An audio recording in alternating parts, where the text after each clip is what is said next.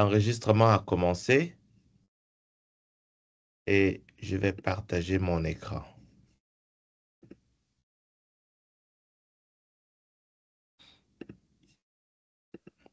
OK.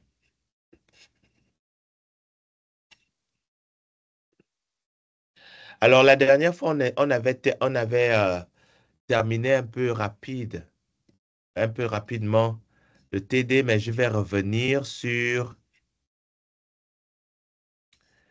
les 3 dernières questions que nous n'avions pas couvertes.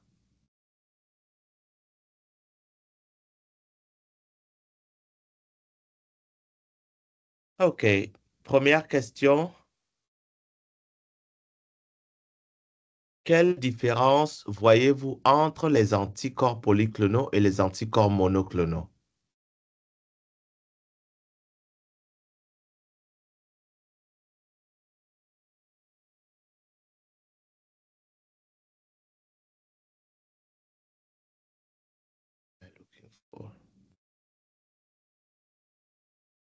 La question, elle est pour vous?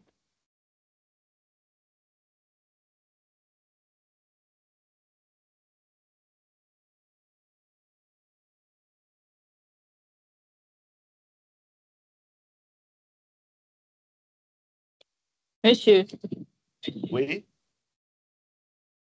euh, un anticorps monoclonal est un anticorps qui est capable de cibler une région spécifique d'un antigène, tandis OK? qu'un anticorps polyclonal, c'est plusieurs anticorps capables de reconnaître plusieurs épitotes. OK. Très bien. Alors, je vais juste changer quelque chose. On dit un anticorps monoclonal. Un anticorps monoclonal, plusieurs anticorps monoclonaux. Un anticorps polyclonal, plusieurs anticorps polyclonaux. D'accord? Donc, il faut juste savoir que euh, le O à la fin de clone, c'est en fait le pluriel de clonal. D'accord? Clono, c'est le pluriel de clonal. Donc, ça, c'est juste quelque chose euh, que je voulais ajuster. Donc, si vous pouvez ajuster ça dans vos notes, ce serait très bien. Et la définition, elle est très bien. Décrivez le rôle des virus oncolytiques.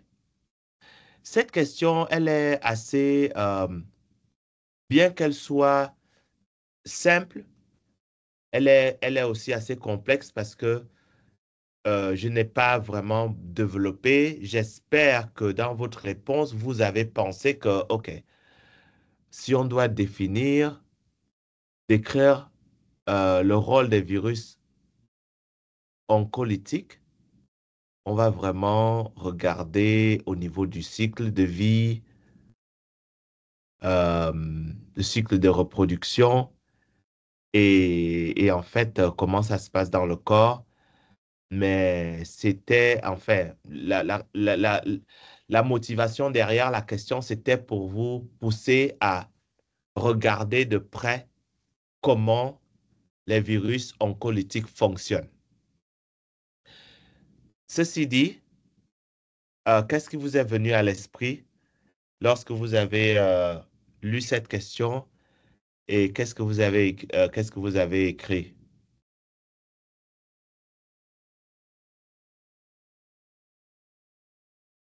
La question est adressée à tout le monde, y compris la salle de classe.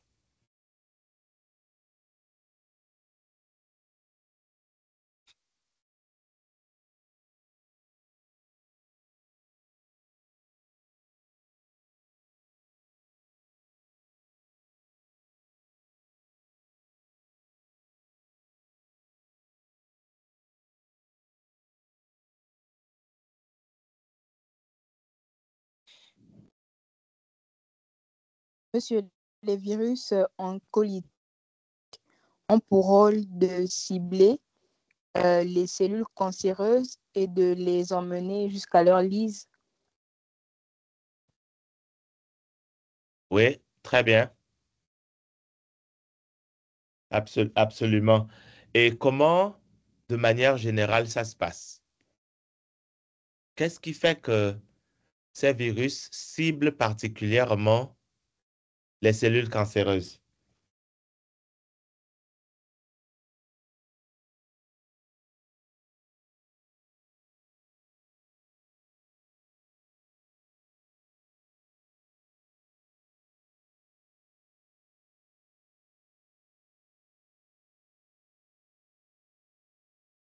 Bon, monsieur, Oui? ce qui fait en sorte que les virus oncolytiques ciblent spécifiquement les cellules cancéreuses, c'est tout simplement parce que ces virus se développent à l'intérieur de ces cellules cancéreuses. Je ne me trompe pas. OK. Qu'est-ce qui fait que ces cellules se développent à l'intérieur ou se multiplient à l'intérieur des cellules cancéreuses et non pas des cellules normales, saines, des cellules saines, je devrais dire.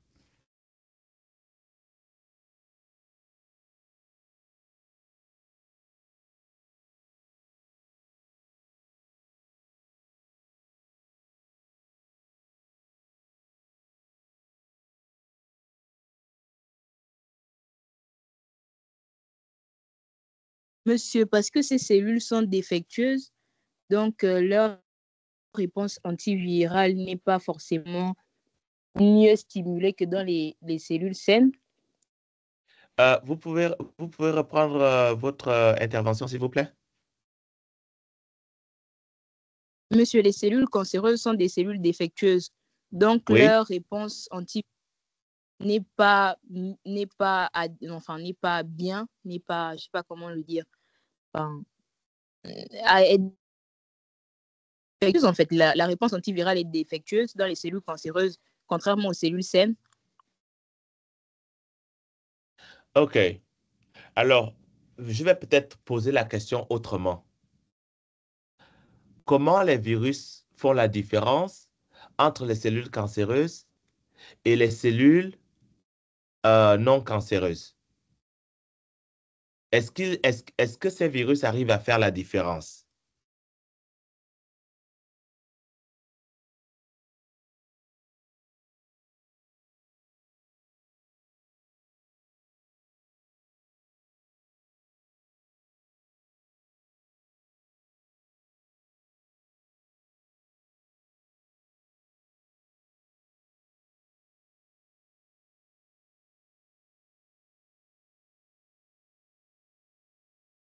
Monsieur, Oui?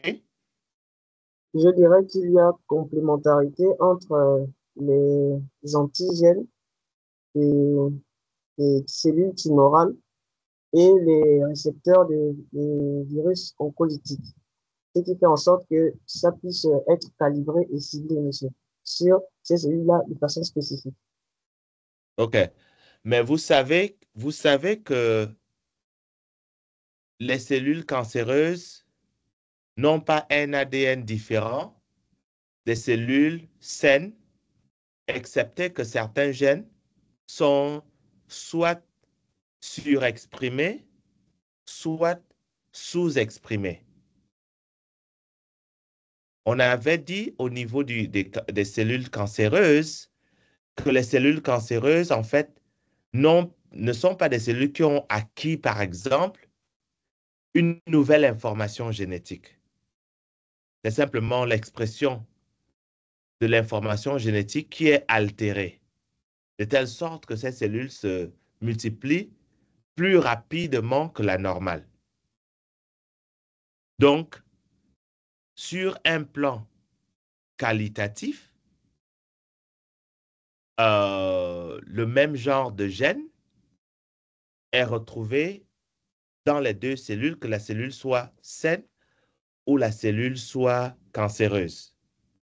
C'est simplement au niveau des fonctions que le problème va se faire, notamment la surexpression ou la sous-expression. Vous me suivez, n'est-ce pas? Oui, monsieur. OK. Euh, Ceci dit, est-ce que, en fait, on peut toujours arriver à débrouiller le fait que ces cellules oncolytiques arrivent à tuer ou rentrer dans les cellules cancéreuses et causer la mort, mais pas nécessairement causer la mort dans les cellules normales. Enfin, j'aimerais que l'action des virus oncolytiques soit plus expliquée en regardant un peu le cycle de vie. Si vous avez votre présentation en face de vous, prenez-la et puis discutons un peu de comment tout ça là se passe, comment ils arrivent à reconnaître. Est-ce qu'ils arrivent seulement à reconnaître les cellules cancéreuses et pas les cellules normales? Ou est-ce que elles peuvent rentrer aussi bien dans les cellules saines que dans les cellules cancéreuses, mais la différence va se porter à quel niveau? Au niveau de causer la mort des cellules. Est-ce que mon explication est assez claire de ce que j'espère écouter?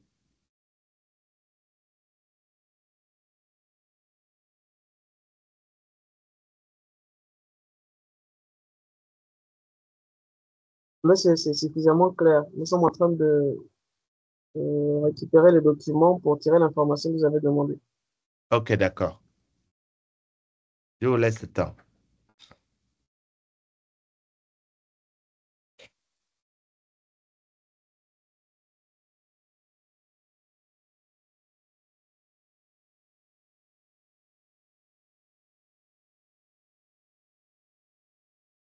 Comment ça se passe dans la salle de classe? Je n'entends pas beaucoup la salle de classe.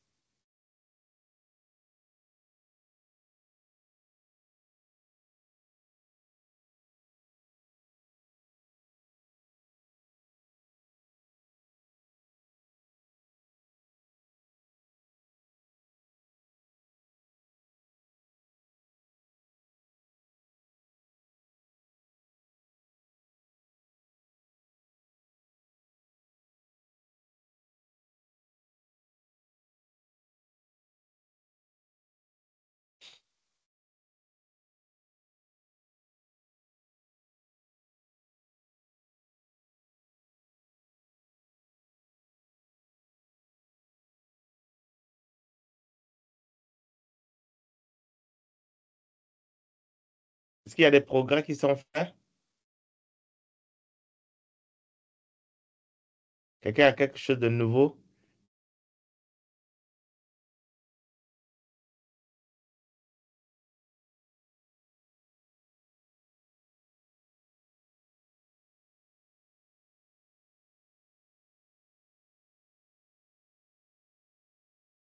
Monsieur, Oui? alors, étant donné que les cellules tumorales, au niveau de leur fonctionnement, sont en quelque sorte en sur-régime, je ne sais pas si je peux dire comme ça, elles vont Sont produire comment? en sur-régime. Oui. Alors, elles vont produire un certain nombre de composants en excès. Alors, Uh-huh. donc, nos virus oncolytiques-là vont être calibrés génétiquement pour reconnaître ces composants-là et attaquer de façon ciblée notre cellule tumorale parce qu'elle va développer ou encore produire en excès ces mêmes composants. Je ne sais pas si vous comprenez ce que je veux dire. Si, je vous suis. C'est un peu ça, monsieur. C'est en quelque sorte un élément de réponse. Oui, absolument. C'est un très bon élément de réponse. Donc, il y a d'une part, la reconnaissance. OK? Ça, c'est acquis. Et la reconnaissance va se baser sur la présence de récepteurs et de ligands.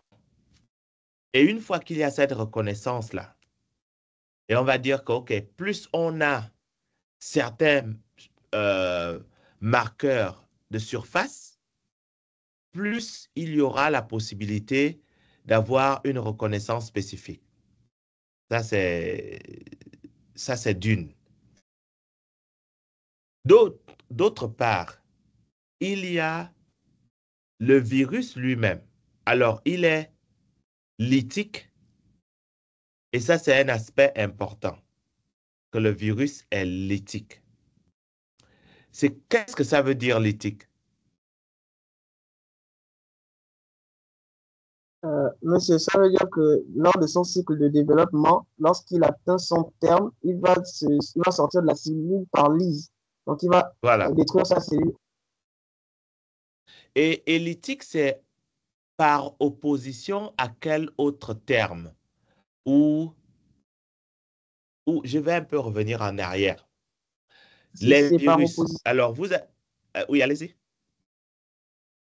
C'est par opposition au terme lysogène, monsieur. Parce que je pense qu'il y a deux cycles de développement des virus, un cycle lytique et un cycle lysogène. Le cycle lysogène, dans ce cycle, le virus va se développer et va sortir de la cellule par exocytose, je pense bien. Parce qu'il va récupérer un fragment de la membrane bicouche lipidique. OK. Je ne sais pas. Alors, on va nuancer. Lysogène, lytique, ça a conduit à la lyse. OK? Peu importe, la cellule va mourir. Mais au niveau du comportement des virus face au destin de la cellule, il y a deux types de virus. Vous avez des virus lytiques et vous avez d'autres genres de virus qu'on appelle des virus quoi?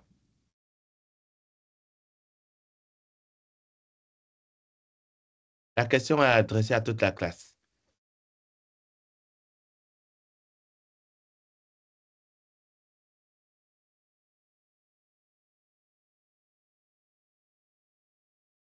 Et ça n'a rien à voir avec le genre de mort que le virus va créer ou va induire. Est-ce que tous les virus qui rentrent dans les cellules causent nécessairement la mort de ces cellules-là?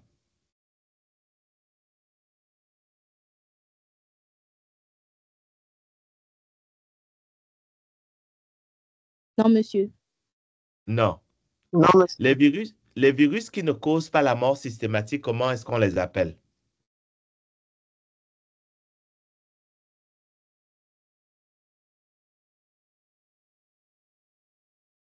Monsieur, je suis tenté de dire virus lysogénique. Hein. Virus lysogénique. Oui, Monsieur, oui, ce ne sont pas des virus latents. ce sont des virus latents. Il y a des virus latents ou tempérés, et puis il y a des virus qui ont un cycle lytique. Alors, vous avez parlé lysogénique, mais le terme lysogénique est utilisé pour les virus tempérés lorsqu'ils induisent à ce moment-là la mort. Oh, Vous je me n'écoute suivez? plus rien chez moi. Est-ce que vous me suivez? Monsieur, on vous suit. OK. Donc, les virus tempérés sont des virus qui viennent dans la cellule hôte et n'induisent pas systématiquement la mort. Et pourquoi? Parce que, bon, je ne vais peut-être pas répondre à la question, je vais vous poser la question. Pourquoi est-ce qu'on appelle ces virus tempérés et qu'est-ce qui fait en sorte qu'ils soient tempérés ou latents?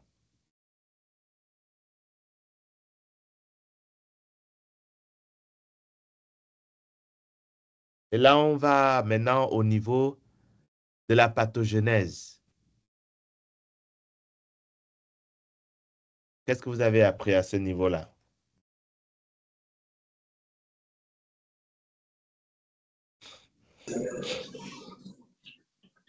C'est bon. Monsieur, Monsieur, Monsieur, on dit de... Oui, oui, allez-y. Qui parle? Allez-y, je vous écoute. Mais c'est parce qu'ils sont endormis dans l'organisme.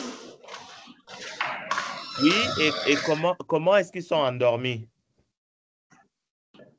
Qu'est-ce qui se passe? Qu'est-ce qui se passe exactement pour qu'ils soient endormis?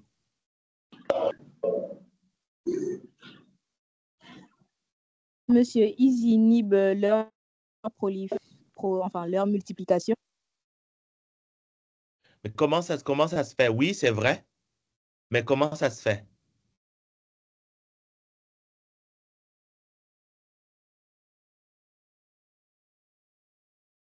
Monsieur, Oui, allez-y. c'est pas parce que ces virus vont intégrer le noyau de la cellule. Pardon? Allez-y. Est-ce que vous pouvez répéter ce que vous avez dit, s'il vous plaît? Monsieur, c'est parce que ces virus vont intégrer le noyau de la cellule. Oui, ils vont intégrer le noyau de la cellule. Qu'est-ce que ça veut dire? Ils intègrent le noyau.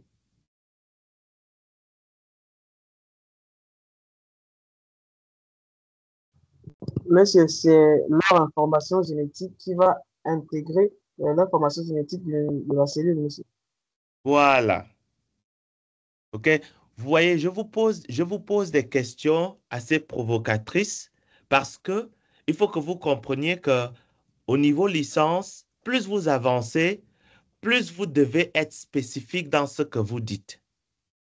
D'accord? Et ce que vous dites est vrai, mais je veux un peu plus de spécificité. OK? Un virus tempéré ou un virus qui peut rentrer dans un cycle qu'on appelle lysogénique, ce sont des virus qui arrivent, qui insèrent leur information génétique dans votre information génétique, dans l'information génétique de l'hôte.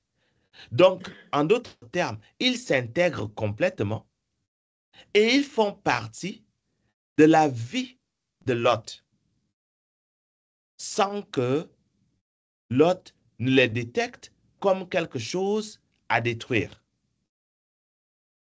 D'accord?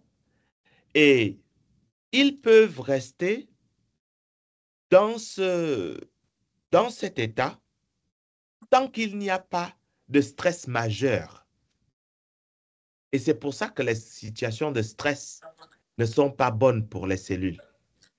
Il faut comprendre que le virus, lorsqu'il vient dans votre corps, lorsqu'il vient dans l'hôte, ce n'est pas pour détruire l'hôte. D'accord? Alors, nous avons parlé un tout petit peu du VIH. Il faut savoir que le VIH est un virus latent ou tempéré. Ah, oui, allez-y. Vous voulez dire quelque chose? Mais j'ai une question. Oui. Monsieur, vous avez parlé du stress. Monsieur, comment le stress va favoriser leur activation?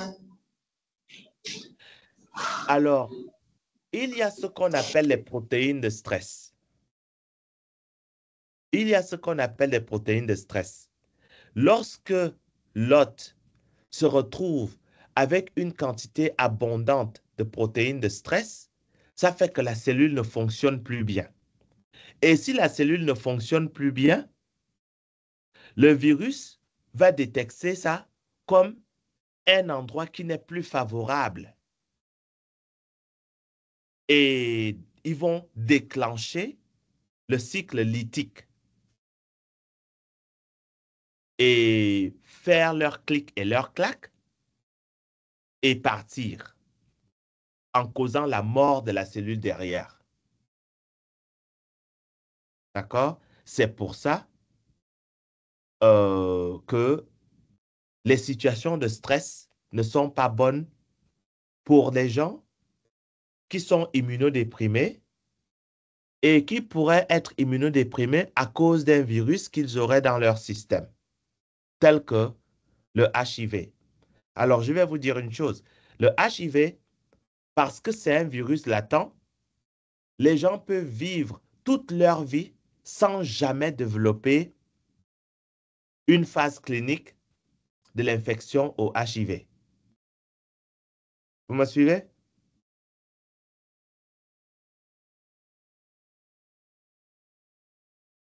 Monsieur, OK? Oui, monsieur, on vous Le, suit. le seul vrai problème,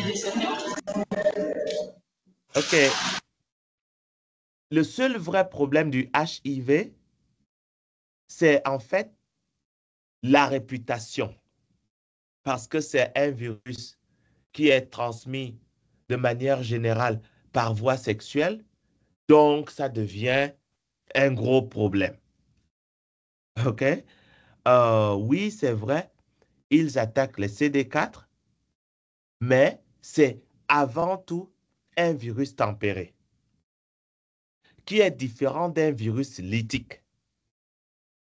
Dans le cadre des virus oncolytiques, ces virus-là ne sont pas tempérés. Ils sont lytiques. Donc, systématiquement, leur objectif, c'est pas vraiment leur objectif, mais leur nature, c'est de causer la mort. Et comme les cellules cancéreuses se multiplient très vite, ça veut dire qu'il y a une situation plus ou moins de stress continu parce que ces cellules qui se multiplient vite ne se multiplient pas vite parce que naturellement, elles devraient se multiplier vite, mais il y a quelque chose d'anormal. Et donc, ces cellules-là sont toujours en train de faire quelque chose. Et ça, ce n'est pas une situation stable pour ces virus. Et donc, systématiquement, les virus vont se multiplier et elles vont causer la mort des cellules cancéreuses. Oui, il y a quelqu'un qui a une question. Monsieur, Oui, monsieur, vous avez dit que non, que le HIV ne présente pas de symptômes. Ne peut ne pas présenter les symptômes. Monsieur, pourquoi? non, non, Et non, comment? non, non, je n'ai pas dit qu'il ne peut ne pas présenter de symptômes. C'est pas ce que j'ai dit. Alors, je vais répéter. Le HIV est un virus tempéré. Parce que c'est un virus tempéré, il est capable de s'insérer dans les CD4 et ne jamais provoquer d'immunodépression.